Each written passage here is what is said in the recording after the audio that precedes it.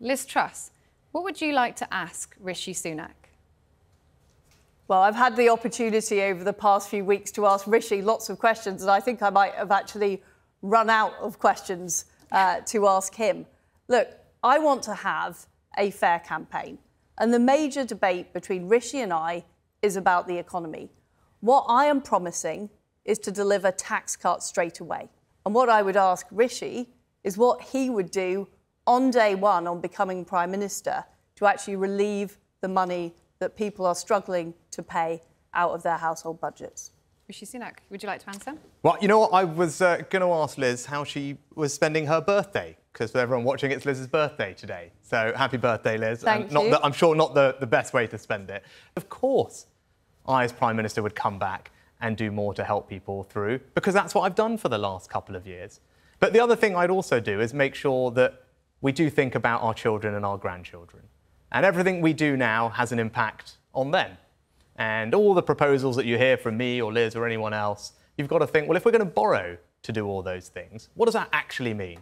What that actually means is that we're putting it on the country's credit card and we're asking our children... We're going to explore a lot of this in the debate. So just before we get into that, Liz Truss, would you like to answer Rishi Sunak's question? Is this how you'd like to spend your birthday? Well, I've had a great birthday so far. I've got lots of cakes and presents as I've been touring around the country, which is fantastic. I'm looking forward to, after this debate, having dinner with my family and celebrating after that.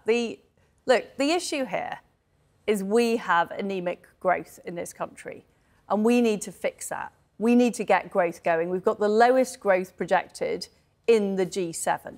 It's a false economy to say that somehow, by raising taxes, we're going to bring more money in. Well, let's hear from our first Sun reader. Let's hear from John, because he's the first person that we've got tonight. John, what's your question for the candidates? I am indeed. Well, since I was diagnosed with cancer and I've had the operation and that, I was promised loads and loads of care and whatever else. I've had to rely on a company called Help Others. It's a cancer-based charity. Why is the NHS broken? Well, John, I'm really sorry to hear about that, and I'm glad that you're at least now getting the support that you need. I grew up in an NHS family, I'm not John. Mr. Sunak. Sorry, I can't hear you, but you mentioned a company that was helping you. Is that right? It's a cancer-based charity, Help Others, and without them, I don't know what I would have done. Right. No, well, I'm glad they're able to provide some support to you. No, look, I grew up in an NHS family. My mum was a local chemist, my dad was a GP, so I know firsthand what an enormous difference healthcare makes. And the reason the NHS is under strain at the moment is because it's recovering from COVID. I think the issue is that too often we are directing and micromanaging people on the front line, the doctors and nurses who do the work. And what I want to see is fewer layers of management in the National Health Service. Rishi Sunak first. When the last time you tried to book a GP appointment, call 111, how long were you on hold for? Well, actually, my grandfather's just been in hospital for the last few weeks, and my daughter's just been in and out of the urgent treatment centre in Northallerton, North Yorkshire, where I live. So, as someone who I do rely on the NHS, as do all of us, and I know that it's people's priority, which is why I was funding it. But if I could just pose a question, or to make sure that we talk about these things, I think Liz says that she supports the extra funding going into the NHS that I've put in, but doesn't support the means of paying for it. Now, and we're going to come back to that in the next section on the economy, I promise you. But we're just talking about the NHS. If we could we'll just... come back to exactly that point. Liz Truss, can I just ask you very quickly, when the last time you tried to book a GP appointment, call 111, how long were you on hold for? Well, I called 111 fairly recently. Actually, it was not fairly... It was just before COVID, and I did get, actually, a good service on 111. Before COVID? Likewise, I have...